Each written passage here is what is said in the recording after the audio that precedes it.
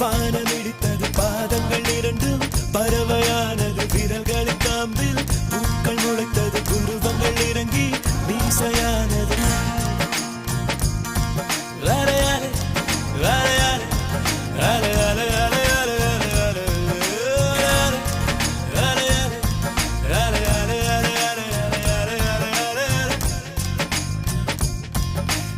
ஆனந்த கண்ணீர் கொண்டு குளித்தேன் ஒவ்வொரு பற்களிலும் சிரித்தேன் கற்கண்டு தூக்கிக் கொண்டு நடந்தேன்